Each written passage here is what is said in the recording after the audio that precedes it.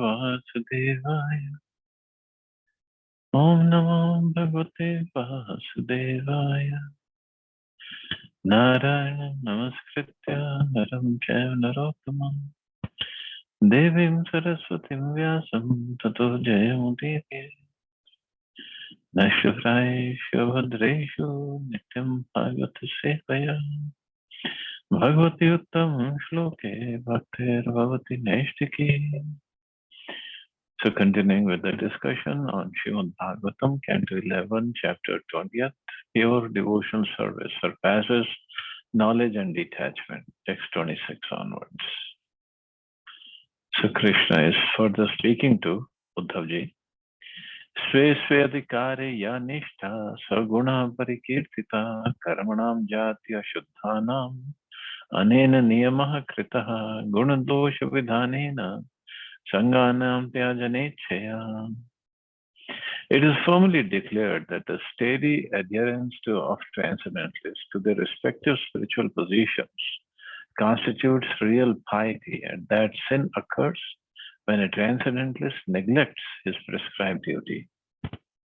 One who adopts this standard of piety and sin, sincerely desiring to give up all past association with sense gratification, is able to subdue materialistic activities, which are by nature impure.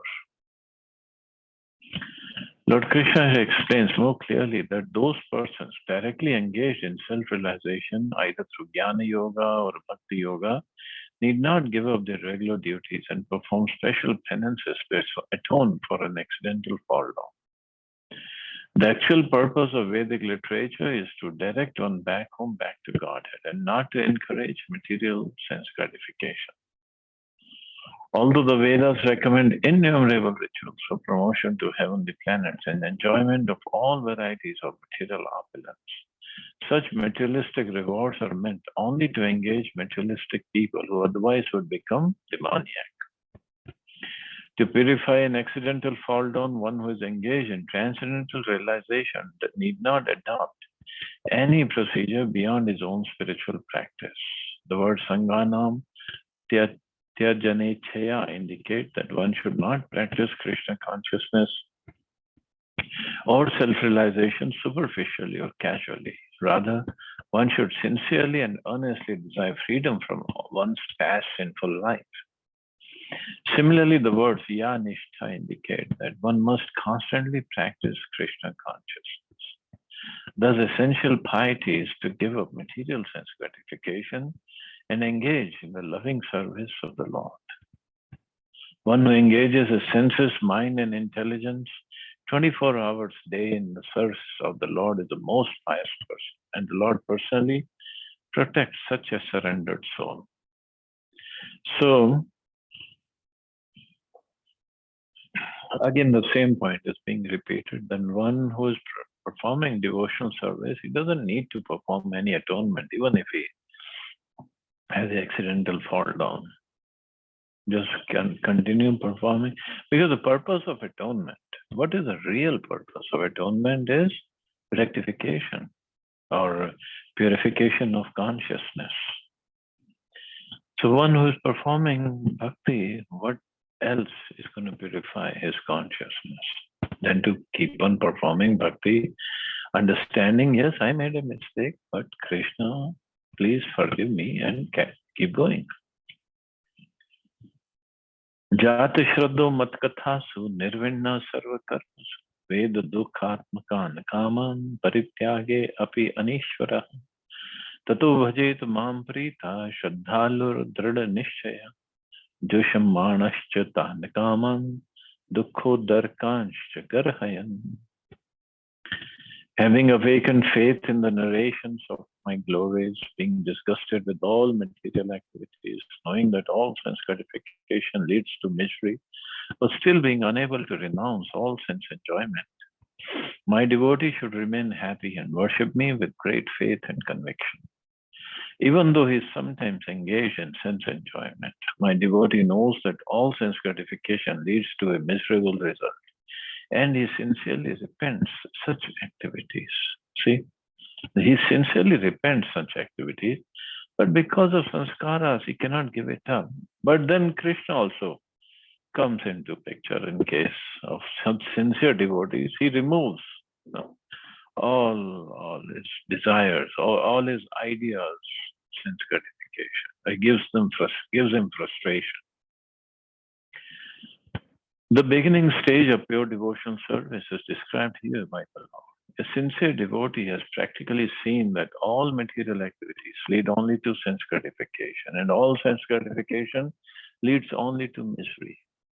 That is, thus a devotee's sincere desire is to engage 24 hours a day in the loving service of the Lord without any personal motivation.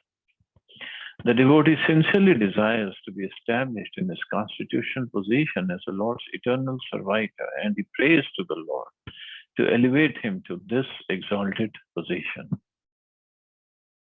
The word Anishwara indicates that because of one's past sinful activities and bad habits, one may not immediately be able to completely extinguish the enjoying spirit. The Lord here encourages such a devotee not to be overly depressed or morose, but to remain enthusiastic and to go on with this loving service. The word nirvinna indicates that a sincere devotee, although somewhat entangled in the remnants of sense gratification, is completely disgusted with material life and under no circumstances willingly commits sinful activities. So he doesn't willingly commit but because of his remnants of past sanskaras, desires are there. So sometimes he can fall into those things. In fact, he avoids every kind of materialistic activity. The word kaman basically refers to sex attraction and its byproducts in the form of children, home, and so forth. Within the material world, the sex impulse is so strong that even a sincere candidate in the loving service of the Lord may sometimes be disturbed by sex attraction or by lingering sentiments for wife and children. A pure devotee certainly feels spiritual affection for all living entities, including the so-called wife and children. But he knows that material bodily attraction leads to no good, for it simply entangles one and one's so-called relatives in a miserable chain reaction of fruitive activities. And miserable chain reaction of fruitive activities, because this is what one the relationships it entangles on. The word dhrida nishchaya, steadfast conviction, indicates that in any circumstance, a devotee is completely determined to go on with his prescribed duties for Krishna. Thus he thinks, by my previous shameful life, my heart is polluted with many illusory attachments. Personally, I have no power to stop them. Only Lord Krishna within my heart can remove such inauspicious contamination. But whether the Lord removes such attachments immediately or let me go on being afflicted by them, I'll never give up my devotional service to Him. Even if the Lord places millions of obstacles in my path, and even if because of my offenses I go to hell, I'll never for a moment stop serving Lord Krishna. I'm not interested in mental speculation and fruitive activities. Even if Lord Brahma personally comes down before me, offering such engagements, I'll not be even slightly interested. Although I'm attached to material things, I can see very clearly that they lead to no good because they simply give me trouble and disturb my devotion service to the Lord. Therefore, I sincerely repent my foolish attachments to so many material things, and I am patiently awaiting Lord Krishna's mercy.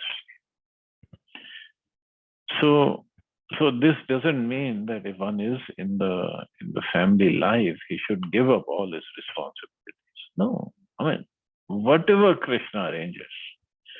If Krishna arranges for him to go and take sannyas, if it's a man, then he should go for it. But if it's not arranged, then understanding Krishna has somehow given me this responsibility of the family, takes care of the responsibility, but at the same time takes care of his devotional service, sincerely serving Krishna.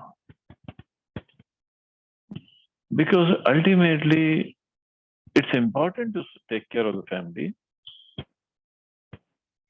but that relationship is just for one lifetime. Our relationship with Krishna is permanent, eternal. The word Prita indicates that a devotee feels exactly like the son or subject of the Supreme Personality of Godhead and is very attached to his relationship with the Lord. Therefore, although sincerely lamenting occasional lapses into sense enjoyment, he never gives up his enthusiasm to serve Lord Krishna. If a devotee becomes too morose or discouraged in devotional service, he may drift into an impersonal consciousness or give up his devotional service to the Lord. Therefore, the Lord here advises that although one should sincerely repent, he should not become chronically depressed. One should understand that because of his past sins, he must occasionally suffer disturbances from the material mind and senses, but one should not therefore become a devotee of detachment. As do the speculative philosophers, although one may desire detachment to purify one's devotion service to the Lord, if one becomes more concerned with renunciation than with acting for the pleasure of Lord Krishna, he is misunderstanding the position of loving devotion service. Faith in Lord Krishna is so powerful that in due course of time, it will automatically evoke detachment and perfect knowledge. So that is more important. Faith in Lord Krishna or devotion service, automatically it will bring about detachment and knowledge. If one gives up Lord Krishna as a central object of one's worship and concentrates more on knowledge and detachment, one will become deviated from one's progress in going back home, back to Godhead. A sincere devotee of the Lord must be sincerely convinced that simply by the strength of devotion service and the mercy of Lord Krishna, he'll achieve everything auspicious in life. So that conviction, that faith has to be there. And Krishna does deliver everything. Devotional service to Krishna is the most auspicious thing. And that's one of the characteristics of pure devotion service mentioned in Nectar of Devotion. Shubhada, the most auspicious. One must believe that Lord Krishna is all merciful and that he is the only real goal of one's life. Such determined faith combined with the sincere desire to give up sense enjoyment will carry one past the obstacles of this world. The words Jata Shraddha Madhikathasu are most significant here. By faithful hearing of the mercy and glories of the Lord, one will gradually be freed from all material desires and clearly see at every moment the utter frustration of sense gratification. Chanting the glories of the Lord with firm faith and conviction is a tremendously powerful spiritual process that enables one to give up all material association. So most powerful process is chanting the names or chanting the glories of the Lord. There is actually nothing is inauspicious in the devotion service of the Lord. Occasional difficulties experienced by a devotee are due to his previous material activities. On the other hand, the endeavor for sense gratification is completely inauspicious. The sense gratification and devotion service are directly opposed to each other. In all circumstances, one should therefore remain in Lord's sincere servant, always believing in his mercy. Then we'll certainly go back home, back to God. And it's not that in devotional service, our senses are not gratified or we don't enjoy. There's so much of enjoyment in devotional service. But our idea of enjoyment is because we have this programming or experiences. So or in general, people think enjoyment means going to malls, going to bars, clubs, and drinking liquor or gambling, eating meat. That will only give enjoyment. No. Just like in devotees, when they dance in the kirtan. So devotees don't take any liquor and they're still dancing. They dance hours and hours in the kirtan. So it's not that the dancing gives one pleasure. It's because of the pleasure of kirtan, one cannot stop dancing. It's the other way around, actually. But people, just like New Year Eve parties, they were drinking and then dancing and doing all sorts of nonsense and then throwing up and then having hangover and then severe headache in the morning. This is how they welcome New Year. And that is why 1st January is a holiday everywhere, because people know this is what these guys are going to do and they cannot come to work next day. But this is not how we should welcome New Year. We also did kirtan and dancing, but next day morning, people were there in the temple to greet the deities. This is how we should welcome the New Year. Proktena bhakti yogena bhajato masakrin munehe kama hridaya nashyanti sarve mai hridayiste. When an intelligent person engages constantly in worshipping me through loving devotion service, as described by me, his heart becomes firmly situated in me. Thus, all material desires within the heart are destroyed. So this is how Krishna works with his devotees. The material senses are engaged in gratifying the concoctions of the mind, causing many types of material desires to become prominent, one after another.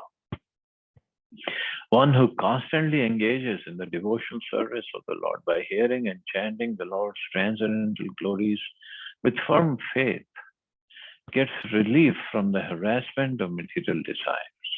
By serving the Lord, one becomes strengthened in the conviction that Sri Krishna is the only actual enjoyer, and all others are meant to share the Lord's pleasure through devotional service.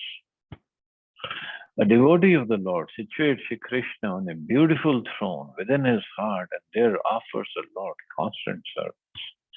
Just as the rising sun gradually eliminates all traces of darkness, the Lord's presence within the heart causes all material desires there to weaken and eventually disappear. So Krishna is sitting within the heart.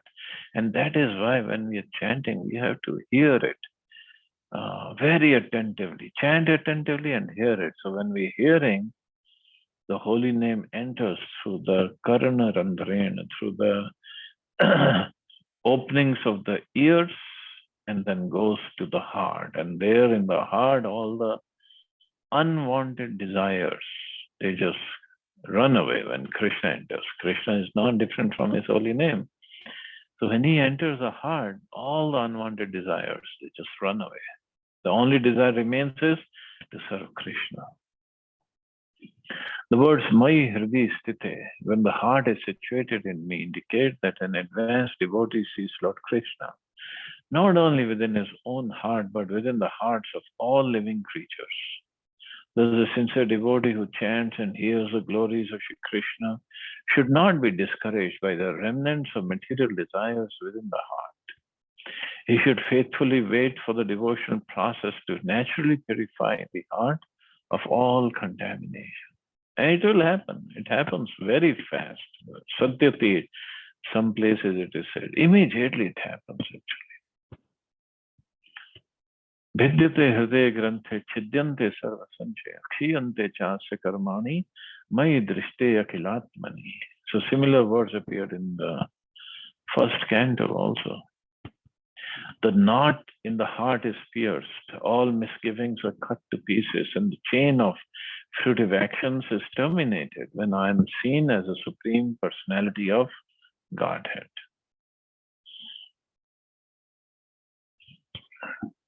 Hridaya Granthi indicates that one's heart is bound to illusion by false identification with the material body. One thus becomes absorbed in material sex pleasure. dreaming of innumerable combinations of male and female bodies. A person intoxicated by sex attraction cannot understand that the Supreme Personality of Godhead is a reservoir of all pleasure and the supreme enjoyer. When a devotee achieves steadiness in devotional service, feeling transcendental pleasure at every moment in the execution of his loving service to the Lord, the knot of false identification is pierced, and all his misgivings are cut to pieces. In illusion, we imagine that the living entity cannot be fully satisfied without material sense gratification and speculative doubting about the absolute truth. Materialistic persons consider sense enjoyment and speculative doubting to be essential for civilized life. A pure devotee, however, realizes that Lord Krishna is an unlimited ocean of happiness and the personification of all knowledge. This realization of Lord Krishna completely eradicates the twin tendencies of sense gratification and mental speculation. Thus, the chain of fruitive activities or karma automatically collapses, just as a fire collapses and goes out when its fuel is removed. So this Hriday Granthi means such knot, strong knot in the heart is there. It's difficult to open that knot. And the knot means desire to enjoy material senses. It's so strong. But Bhidyate Hriday Granthi, the knot in the heart is pierced. Why? Because when we are chanting and when we are hearing Krishna's glories, advanced devotional service automatically awards one liberation from material bondage, as confirmed by Lord Kapila. Bhakti devotional service dissolves the subtle body of the living entity without separate effort, just as fire in the stomach digests all that we eat. Srila Prabhupada states in his purport to this verse, a devotee does not have to try separately to attain liberation. That very service to the Supreme Personality of Godhead is a process of liberation. Because to engage oneself in the service of the Lord is to liberate oneself from material entanglement. So liberation, devotee doesn't even care for liberation. Because as it is said, being in the service of the Lord is liberation itself. He wants devotional service. He wants pure devotional service. Tasman mad bhakti yuktasya yogino vai madatmana na jnanam na cha vairagyam praya shreyo bhavediha. Therefore, for a devotee engaged in my loving service with mind fixed on me, the cultivation of knowledge and renunciation is generally not the means of achieving the highest perfection within this world.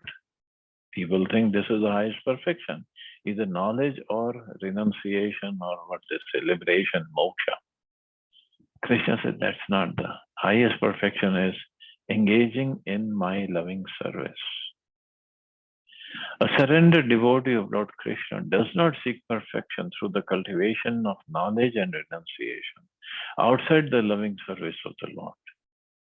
Devotional service to Lord Krishna, being itself the supreme transcendental process, never depends upon the secondary methods involving the cultivation of knowledge and renunciation.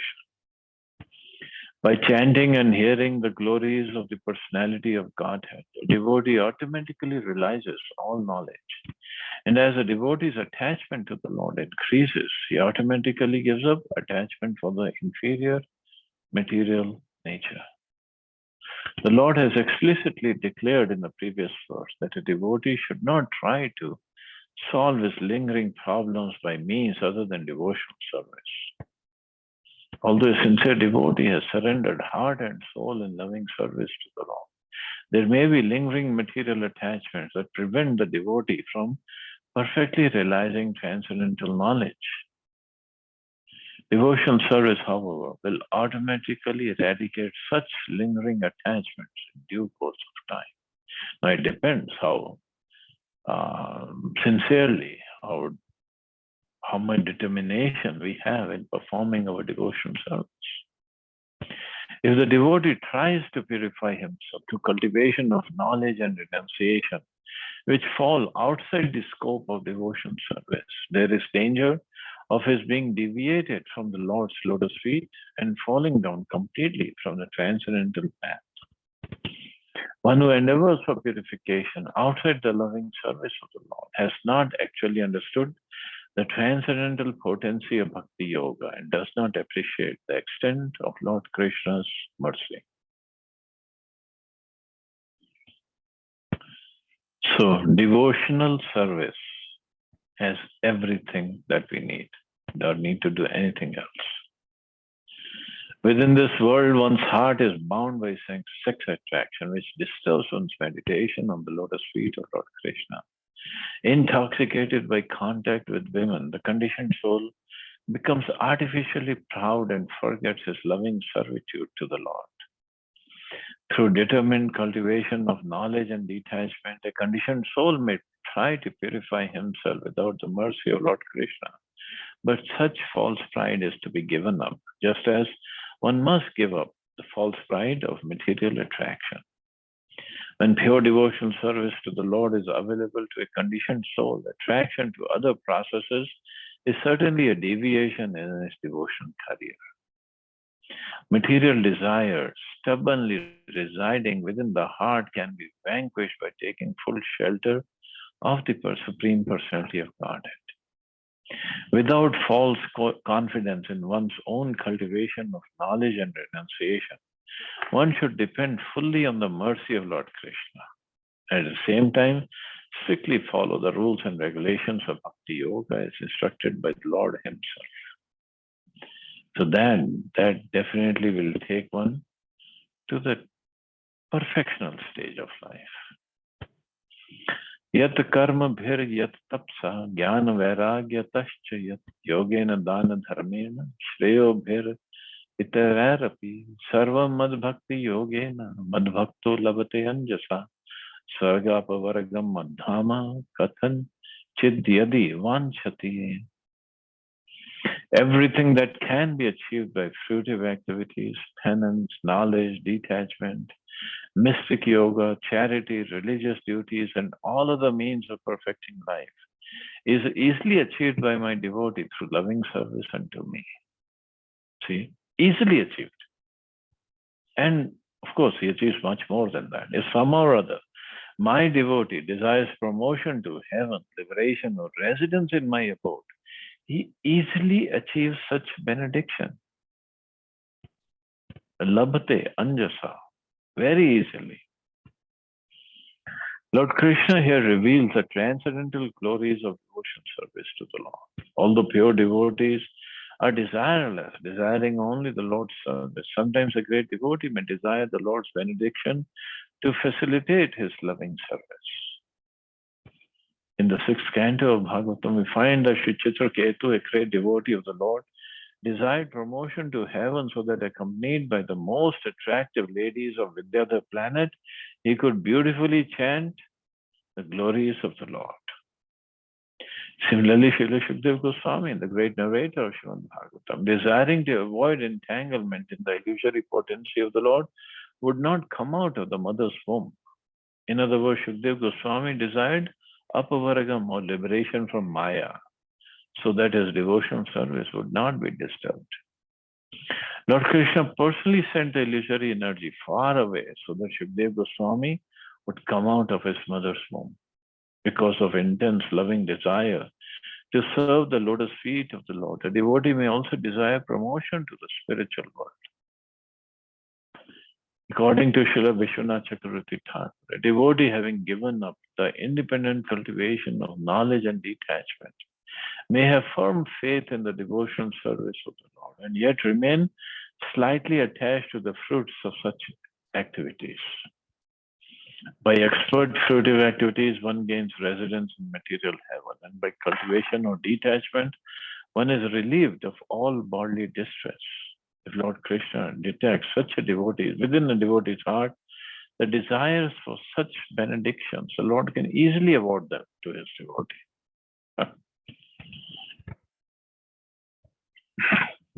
Just award them so that they can remain more fixed up. The word itara in this verse indicates visiting holy places, accepting religious vows, and so forth. So several auspicious processes of elevation are mentioned in the verse preceding this, but all the auspicious results of these processes are easily achieved by loving service to the Lord. And in fact, it's also said, all these mentions of austerity, visiting holy places, charity, tapasya, this, that. Earlier we read in Bhagavatam that if one is chanting, means in the previous life he has completed, he has done all these activities. Then one comes to the stage of chanting the holy names of the Lord constantly. Na kinchit sadho dhira bhakta hi ekantino mam vachante api maya dattam kavalyam apunar bhavam. Because my devotees possess saintly behavior and deep intelligence, they completely dedicate themselves to me and do not desire anything besides me. Indeed, even if I offer them liberation from birth and death, they do not accept it. And this is what Chaitanya Mahaprabhu said in his Shikshashtakam. Na dhanam, na janam, na sundarim, kavitam, va jagdish kamam. Mam janmani, janmani shari. Means janme jan. Don't even give me liberation. Avtad bhakti raha to keep me. The words ekantino mama indicate that the pure devotees of the Lord, being saintly and most intelligent, dedicate themselves exclusively to the devotional service of the personality of Godhead. Even when the Lord offers them personal liberation from birth and death, the devotees will not accept it. A pure devotee automatically gains an eternal life of bliss and knowledge in the Lord's personal abode, and thus considers mere liberation without the loving service of the Lord to be most abominable. So he wants service. He doesn't want liberation. One who chants Lord Krishna's holy name or superficially serves the Lord with the motive of achieving impersonal liberation or material sense gratification cannot be considered a transcendental devotee of the Lord. So as long as one desires mundane religiosity or dharma, artha, kama, moksha, one cannot achieve the platform of samadhi or perfect self-realization. Every living entity is actually the eternal servant of Lord Krishna and is constitutionally meant to engage in the loving service of the Lord without personal desire. This pure and supreme status of life is described in this verse by the Lord himself. So a pure devotee doesn't desire anything. Nirpeksham param prahur neshreya samanal kampam tasma nirashisho bhaktir nirpekshasya me bhavet. It is said that complete detachment is the highest stage of freedom. Therefore, one who has no personal desire and does not pursue personal rewards can achieve loving devotion service unto me.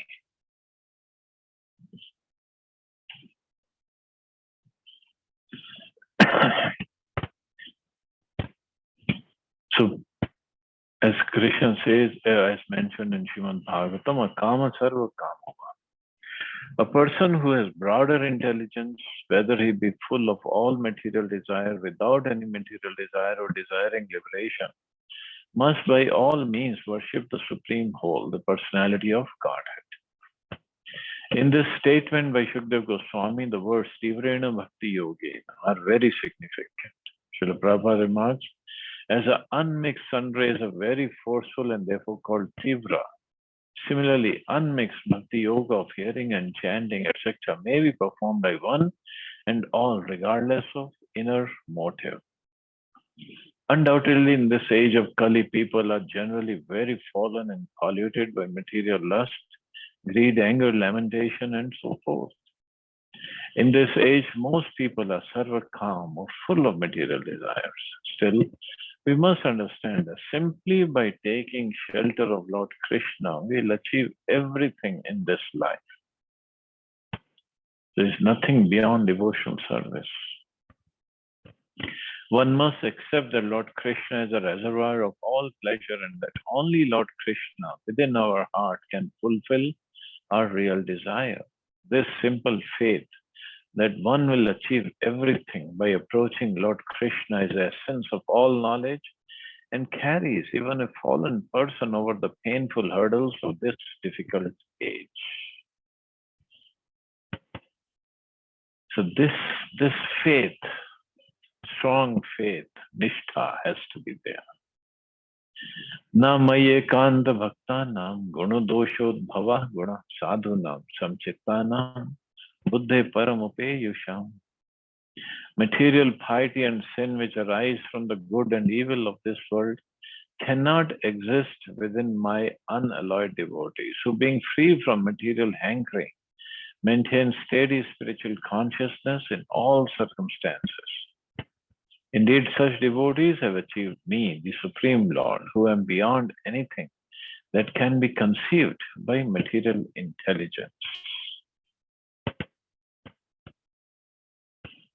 The word Buddha Param indicates the material mode of nature cannot be found within a pure devotee absorbed in the transcendental qualities of the Lord.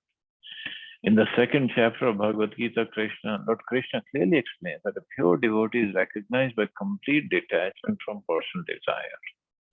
Therefore, a pure devotee constantly engaged in selfless service to Lord Krishna may not always observe the innumerable details of Vedic rituals and regulations. Such occasional negligence is not to be considered a transgression. Similarly, observance of ordinary material piety does not constitute the ultimate qualification of a soul surrendered to God. So, pure devotee is beyond any material piety, any sinful activity, because he is performing devotion service. There are cases of highly elevated devotees who momentarily fell down from the saintly platform of devotion service. But that momentarily fall down is not considered outside the pure devotional service, outside the realm of pure devotional service. Even an ordinary father or mother quickly excuses a momentary transgression by the child. Just as children and parents enjoy mutual love, the Lord surrendered servants enjoy a loving relationship with the Lord. An unpremeditated accidental fall down is quickly excused by the Lord. So an advanced devotee should not be branded as materialistic or sinful because of accidental fall down.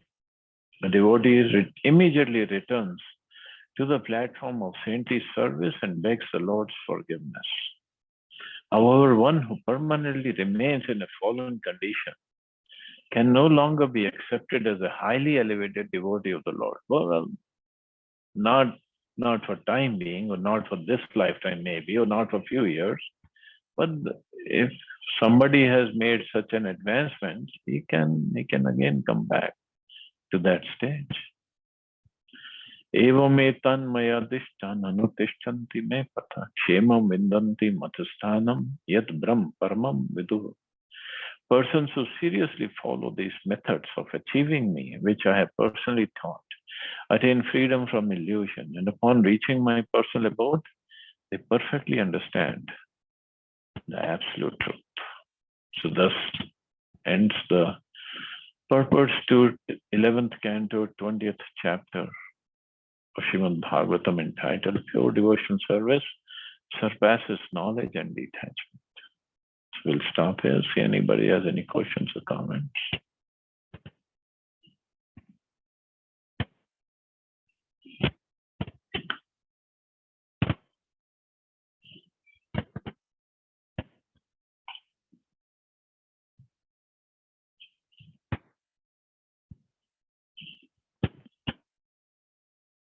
See how powerful pure devotion service is. And Krishna himself is explaining so many things about it. Okay, so I guess we can stop here. You all have a safe and wonderful day. Hare Krishna. Jai Shri Krishna.